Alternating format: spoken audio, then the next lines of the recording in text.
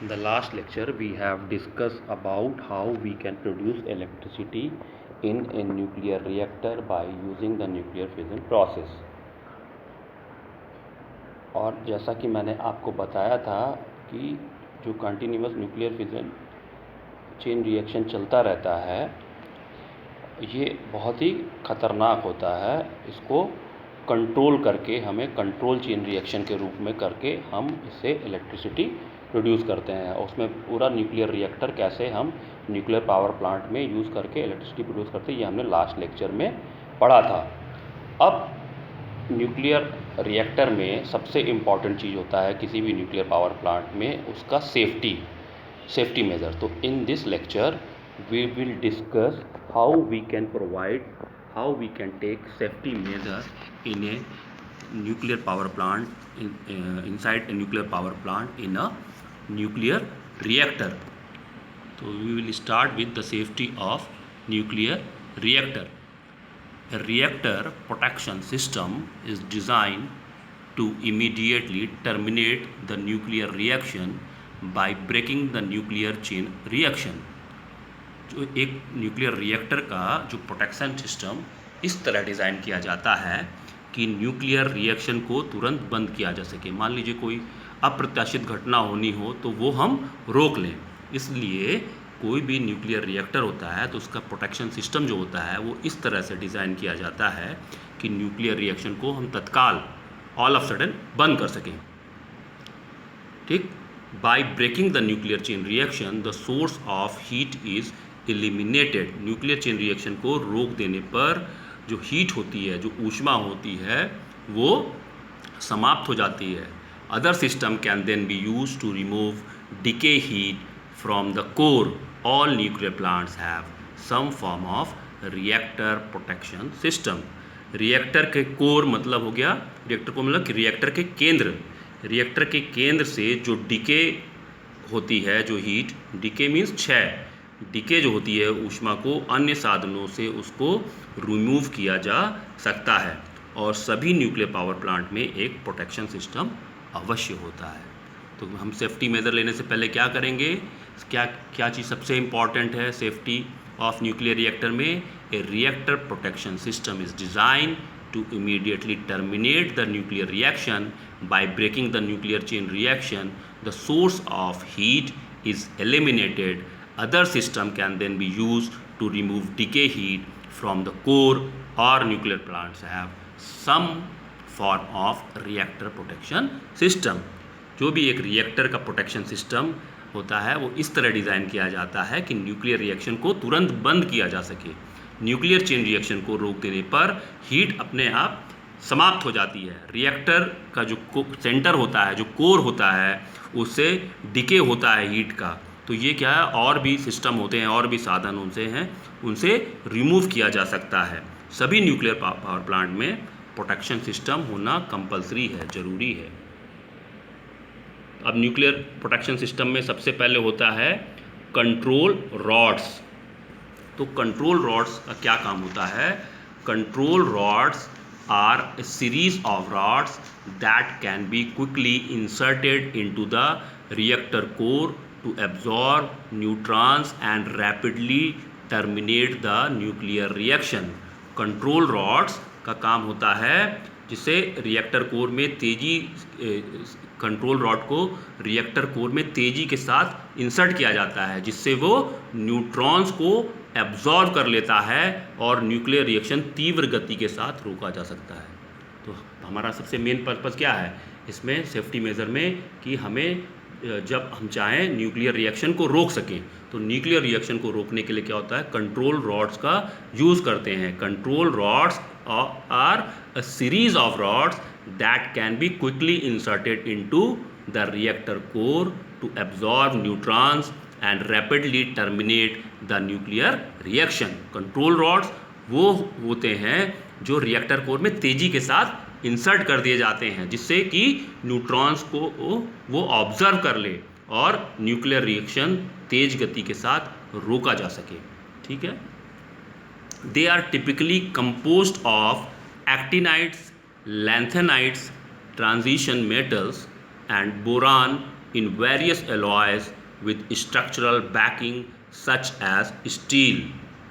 तो control rods जो होते हैं जनरली वो एक्टानाइट, लैंथेनाइट और ट्रांजिशन मेटल होता है या विभिन्न धातुओं के, मिश्र धातुओं के बने हुए होते हैं. In addition to being neutron absorbent, the alloys used also are required to have at least a low coefficient of thermal expansion so that they do not jam under high temperatures, and they have to be self-lubricating metal on metal because at the temperatures experienced by nuclear reactor cores, oil lubrication would fall too quickly. क्या होता है कि neutrons को absorb करने के अलावा एक फ़ायदा ये भी मिलता है कि एलॉय जो कि मिश्र धातु का जो कोएफिशिएंट ऑफ थर्मल एक्सपेंशन होता है, जिसको आप हिंदी में बोलते हो ऊष्मीय प्रसार गुणांक, वो बहुत कम होता है और वह हाई टेम्परेचर पर जाम नहीं होते हैं. ठीक है, इसेंशियल सर्विस ठीक, वो जो है उस पर जाम नहीं होते हैं. तो क्या हो गया, कंट्रोल रॉड्स किस लिए यूज़ करते हैं? जैसा कि मैंने बताया था कि हम जब चाहें कुछ भी घटना होने की संभावना हो तो हम जो है चेन रिएक्शन को तत्काल रोक सकें. तो कंट्रोल रॉड वो होता है जिसे रिएक्टर कोर में तेज़ी के साथ इंसर्ट किया जाता है, जिससे वो क्या करता है, न्यूट्रॉन को ऑब्जर्व कर लेता है और न्यूक्लियर रिएक्शन तीव्र गति के साथ रोका जा सकता है. कंट्रोल रॉड्स जो होते हैं वो सामान्यतः एक्टिनाइट, लैंथेनाइट, ट्रांजिशन मेटल या विभिन्न मिश्र धातुओं के बने होते हैं. न्यूट्रॉन्स को एब्जॉर्ब करने के अलावा एक फ़ायदा यह भी मिलता है कि अलॉय जो है मिश्र धातु का कोएफिशिएंट ऑफ थर्मल एक्सपेंशन, ये होता है ऊष्मीय प्रसार गुणांक, ये बहुत कम होता है और वो हाई टेम्परेचर पर जाम नहीं होते हैं.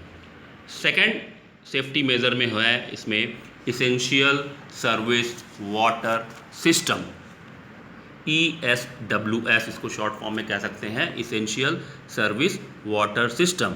The essential service water system, that is ESWS, circulates the water that cools the plant's heat exchangers and other components before dissipating the heat into the environment.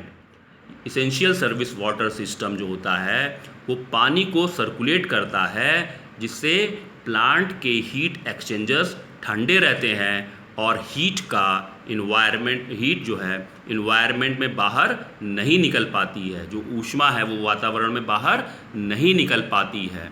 In location without a large body of water in which to dissipate the heat water is recirculated via a cooling tower. ऐसी जगहें जहाँ पर पानी का कोई बड़ा source या स्रोत नहीं होता है, तब हीट को एब्जॉर्ब करने के लिए कूलिंग टावर का हम यूज़ करते हैं, उपयोग करते हैं. तो इसेंशियल सर्विस वाटर सिस्टम में क्या हो गया, इसमें क्या होता है, पानी को सर्कुलेट करता है ये सिस्टम, जिससे प्लांट के हीट एक्सचेंजर्स ठंडे रहते हैं और हीट इन्वायरमेंट में बाहर नहीं निकल पाती है, वातावरण में बाहर नहीं निकल पाती है. ऐसी जगहें जहाँ पर पानी का कोई बड़ा स्रोत नहीं होता है, तब हीट ऑब्जॉर्व करने के लिए कूलिंग टावर का ही उपयोग करना पड़ता है या किया जाता है.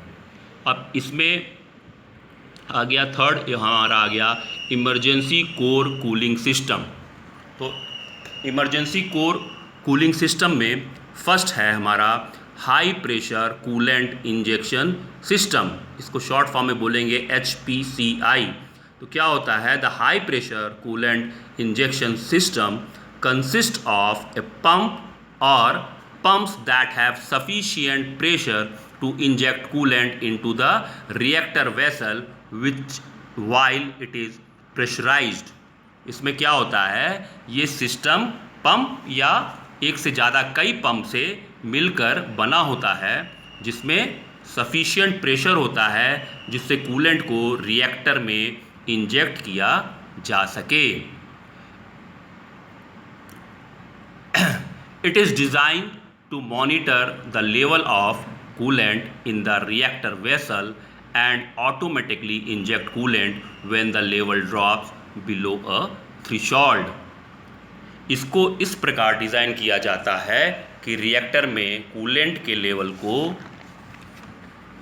मॉनिटर किया जा सके और जब यह एक निश्चित लेवल से कम होता है तब ऑटोमेटिकली कूलेंट इंजेक्ट हो जाता है। किसी भी रिएक्टर में सामान्यतः ये एक फर्स्ट लाइन ऑफ डिफेंस की तरह काम करता है। ठीक, तो इमरजेंसी कूलिंग सिस्टम में पहला हमारा आ गया high pressure coolant injection system, HPCI।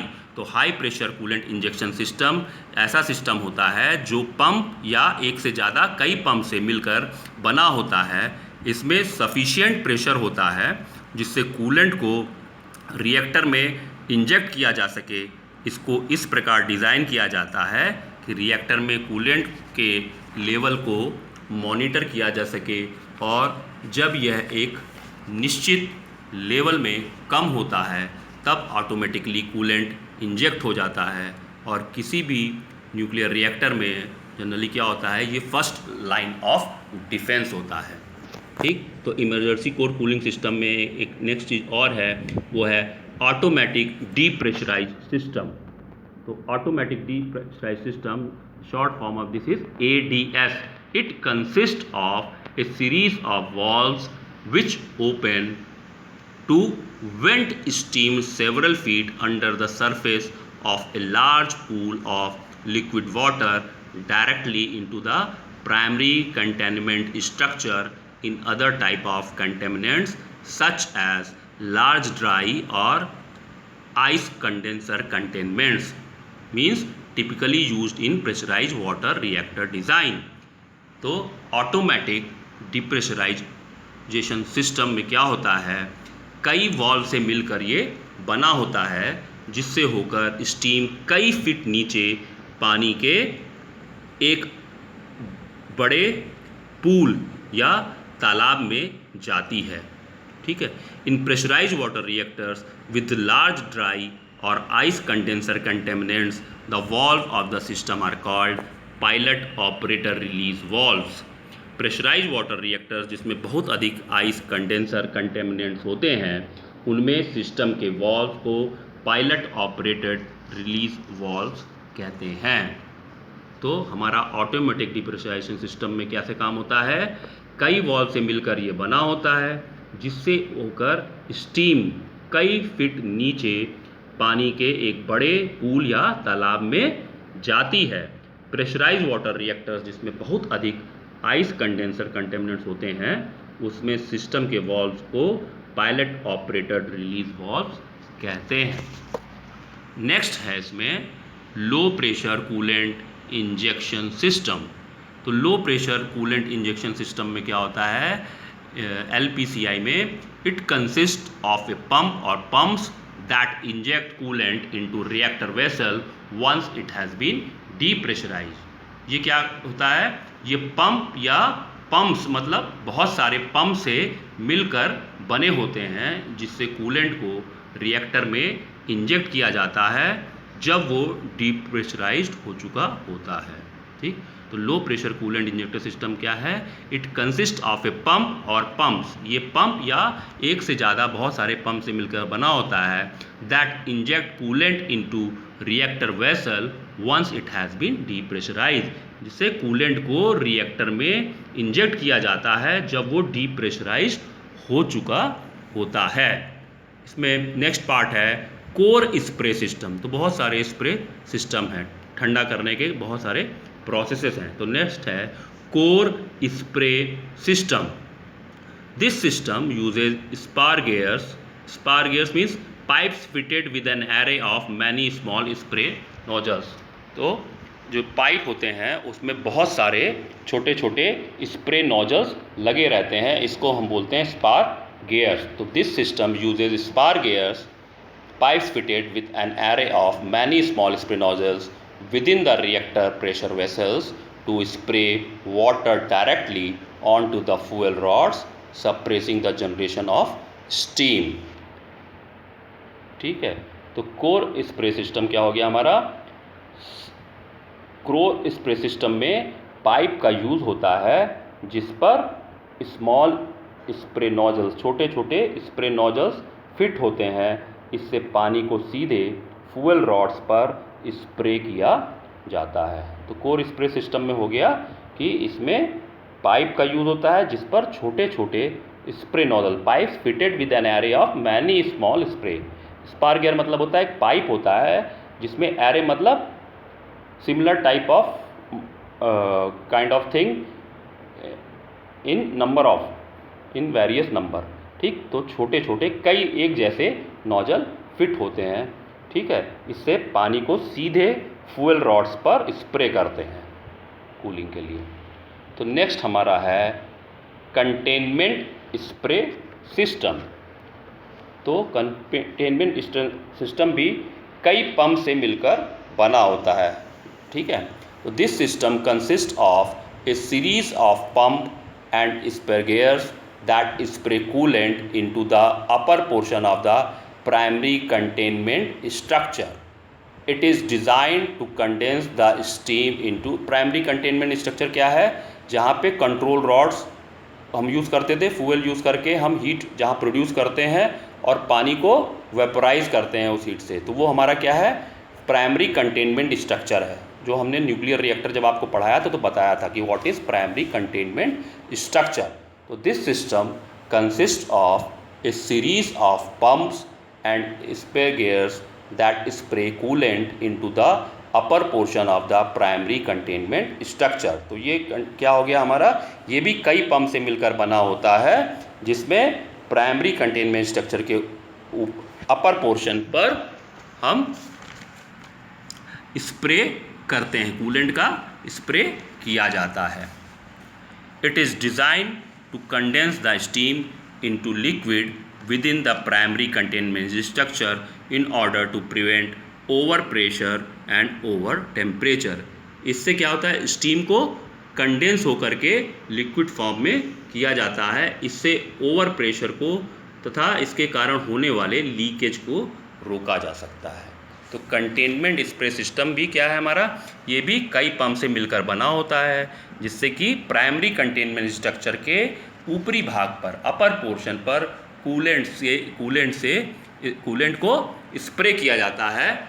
इससे स्टीम क्या होती है? कंडेंस हो जाती है, ठंडी होकर के लिक्विड के फॉर्म में आ जाती है और इससे ओवर प्रेशर को तथा इसके वजह से होने वाले लीकेज को रोका जा सकता है। ये इसका बेनिफिट है। नेक्स्ट है हमारा आइसोलेशन कूलिंग सिस्टम। बहुत सारे कूलिंग सिस्टम है। तो next is isolation cooling system. This system is often driven by a steam turbine to provide enough water to safely cool the reactor in the reactor building is isolated from the control and turbine buildings। ये system एक steam turbine के द्वारा चलाया जाता है। ये पर्याप्त मात्रा में पानी उपलब्ध कराता है जिससे रिएक्टर को ठंडा किया जा सके, कूल किया जा सके। यह उन रिएक्टर बिल्डिंग्स में यूज़ किया जाता है जो कंट्रोल और टरबाइन बिल्डिंग से अलग होती हैं, ठीक। तो this system is often driven by steam turbine to provide enough water to safely cool the reactor if the reactor building is isolated from the control and turbine building.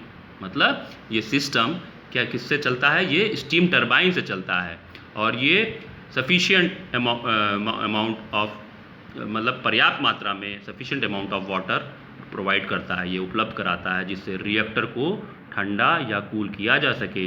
ये उन reactor building में use किया जाता है जो control और turbine building से अलग होती हैं, ठीक है। अब नेक्स्ट पार्ट है इसका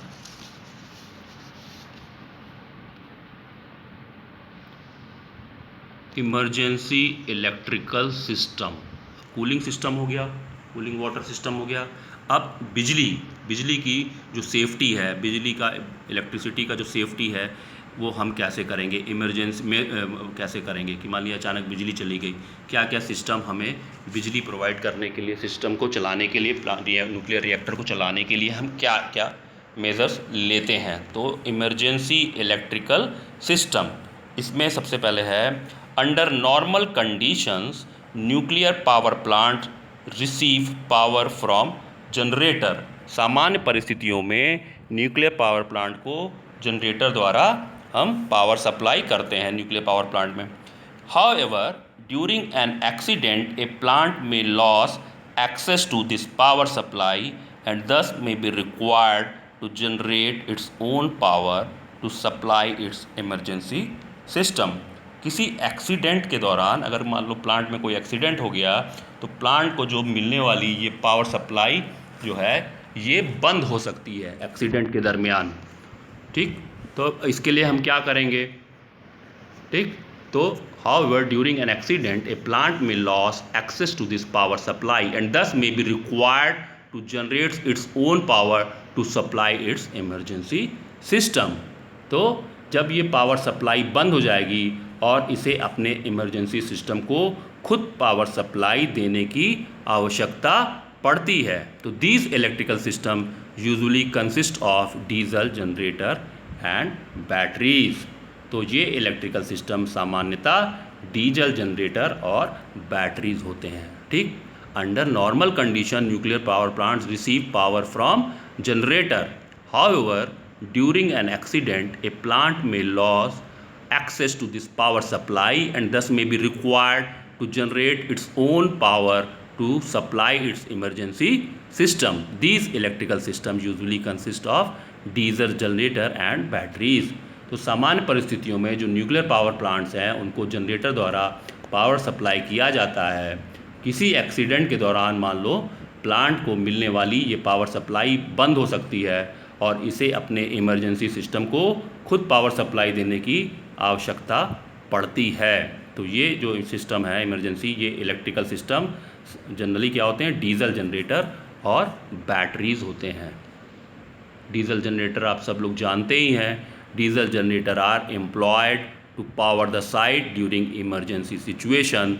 They are usually sized such that a single one can provide all the required power for a facility to shut down during an emergency। Diesel generator में आप जानते हैं जैसा कि इनका हम जो यूज़ करते हैं, इनको जब उपयोग करते हैं किसी भी इमरजेंसी सिचुएशन में पावर देने के लिए हम डीजल जनरेटर्स को यूज़ करते हैं।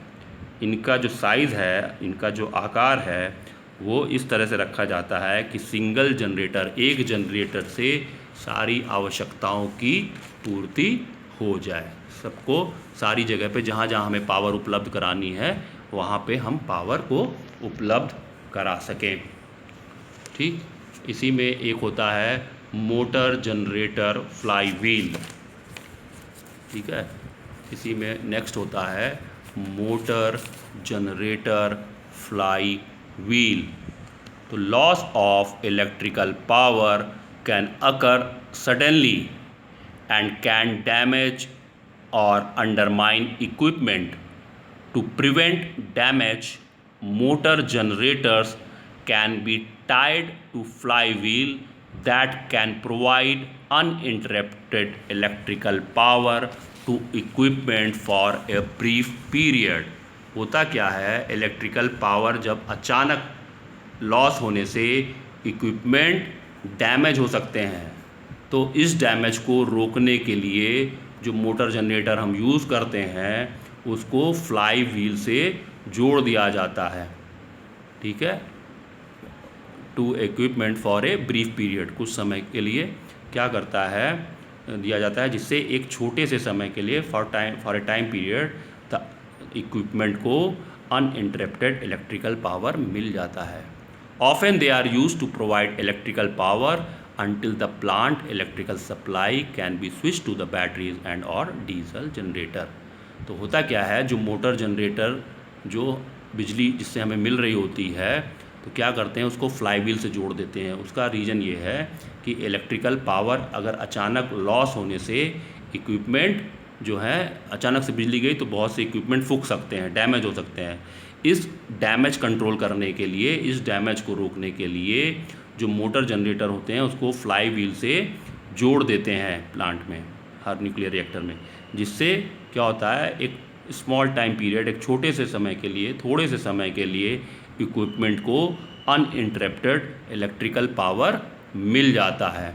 ठीक है, often they are use to provide electrical power until the plant electrical supply can be switch to the, थोड़े से समय के लिए मिल जाता है जब तक कि फिर वो जुड़ जाता है प्लांट का electrical supply can be switch to the batteries and और डीजल जनरेटर। इतनी देर में वो जो पावर सप्लाई है वो स्विच कर जुड़ जाता है या तो बैटरीज या डीजल जनरेटर, जो भी हम पावर सप्लाई के लिए यूज़ कर रहे हैं।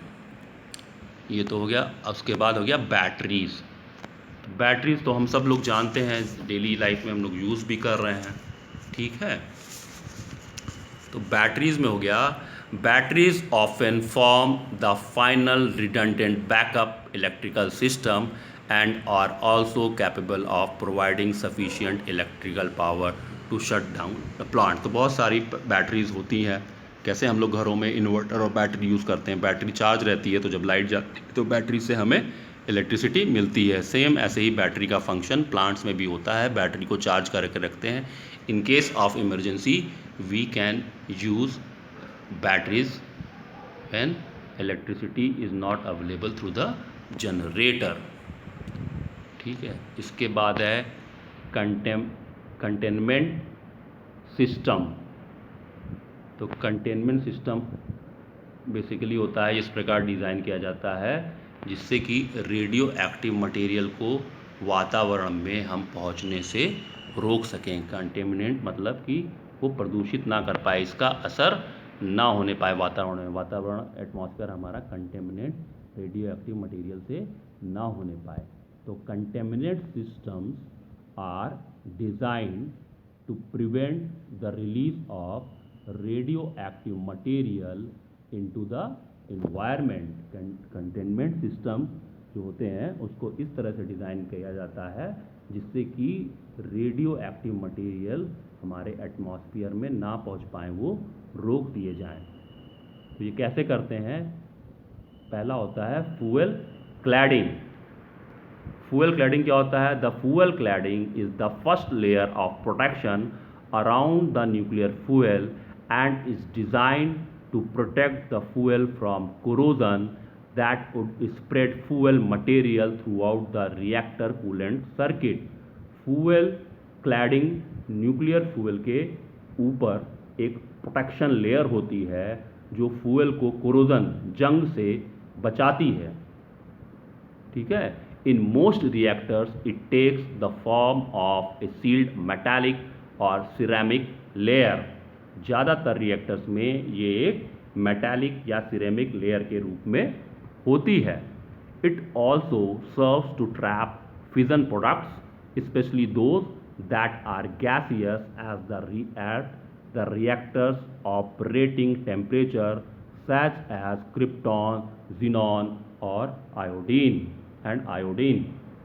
होता क्या है, ज़्यादातर रिएक्टर्स में ये एक मेटालिक अथवा सिरेमिक लेयर के रूप में होती है और ये फिजन प्रोडक्ट्स को भी ट्रैप करने के काम में आती है, स्पेशली तब जब गैसेस होती हैं जैसे कि क्रिप्टॉन, जिनॉन और आयोडीन। ठीक, तो हमारा जो ये कंटेमिनेंट सिस्टम है इसकी वजह से हमारे जो रेडियो एक्टिव मटेरियल हैं वो हमारे एटमॉस्फेयर में लीक ना होने पाए, वातावरण में ना पहुंचने पाएँ। तो उस प्रोटेक्शन सिस्टम में सबसे पहले क्या करते हैं? फ्यूल क्लैडिंग करते हैं। फ्यूल क्लैडिंग क्या होता है? फ्यूल क्लैडिंग न्यूक्लियर फ्यूल के ऊपर एक प्रोटेक्शन लेयर होती है जो फ्यूल को कोरोजन से, जंग से बचाती है। ज़्यादातर रिएक्टर्स में यह मेटालिक अथवा सिरेमिक लेयर के रूप में होती है और ये फिजन प्रोडक्ट्स को भी ट्रैप करने के काम में आती है, स्पेशली तब जब वो गैसियस फॉर्म में होते हैं, गैस के रूप में होते हैं, जैसे कि क्रिप्टॉन, जिनॉन और आयोडीन। इसमें नेक्स्ट है रिएक्टर वेसल। ये न्यूक्लियर फ्यूल के चारों ओर एक शील्डिंग लेयर होती है। जो रिएक्टर वेसल होता है ये न्यूक्लियर फ्यूल के चारों ओर एक शील्डिंग लेयर होती है। The reactor vessel is the first layer of shielding around the nuclear fuel and usually is designed to trap most of the radiation released during a nuclear reaction. जो reactor vessel है ये nuclear fuel के चारों तरफ एक shielding layer है जो इस प्रकार डिज़ाइन की जाती है कि यह रेडिएशन को ट्रैप कर ले, ये विकिरण को ट्रैप कर लेती है। ठीक, तो क्या हुआ, न्यूक्लियर रिएक्टर वेसल जो है न्यूक्लियर फ्यूल के चारों ओर एक शील्डिंग लेयर होती है जो इस प्रकार डिज़ाइन की जाती है कि ये रेडिएशन या विकिरण को ट्रैप कर ले। थर्ड होता है इसमें प्राइमरी कंटेनमेंट। तो प्राइमरी कंटेनमेंट सिस्टम बहुत बड़े मेटल या कंक्रीट का एक स्ट्रक्चर होता है जिसमें रिएक्टर वेसल होता है। ये सिलेंड्रिकल अथवा बल्ब के शेप में होते हैं। तो primary containment system usually consist of a large metal and or concrete structure often cylindrical or bulb shaped that contains the reactor vessel. In most reactors it also contains the radioactively contaminated system. जो primary containment system होता है ये बहुत बड़े metal अथवा concrete के structure होते हैं जिसमें रिएक्टर वेसल्स होता है और ये सिलेंड्रिकल अथवा या बल्ब के शेप में होते हैं। Next part is secondary containment system. कुछ न्यूक्लियर प्लांट में